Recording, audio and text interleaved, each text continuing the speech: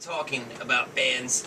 I don't want to say overrated, but their fans will not let it go. Very cult-like. Right, very, very cool. Like the McRib. Listerine, I was cracking up. Listerina's like, oh, in the news, the McRib cult? The McRib's coming back. She's like, the fans are cult-like. And well, that makes me think of some of these bands. Like, you think of Metallica. I'm not saying Metallica's a bad band. I but, am. Okay. I'm going to go ahead and say it. That's her. So the Metallica cult can go after you. That's fine.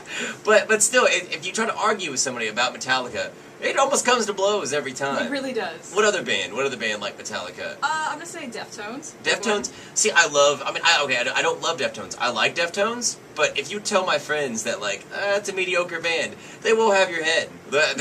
Like they know specifically what album song. I mean, you name a song, every like, band oh, member's this one's... middle name. Yeah, every band member's the height and weight. It's like a basketball card, you know, like they know, like, every single one. Stats.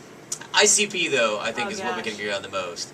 They even have a festival of nuts, crazy clown people that are naked. And fans make me want to vomit. It's one of those where, you know, even if you wanted to like it, which ICP is not this case, but the fans will ruin it.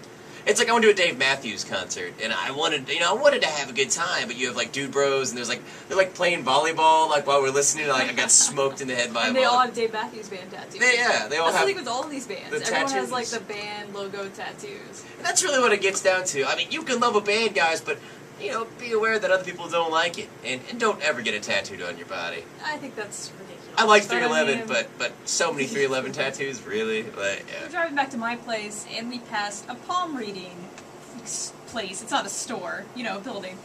And we were like, okay, this could be funny. So she called the place, wanting to know how much it would be.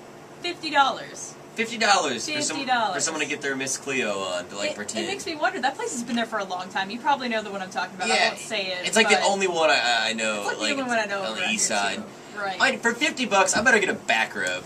Like Right, you should read my future and then give me a back rub. It's been around forever. Who's paying that? Right. Who is paying? That's what you said, because I just saw somebody on Facebook, because everything's always Facebook related, right? Somebody was like, yeah, you know, I just got my palm read.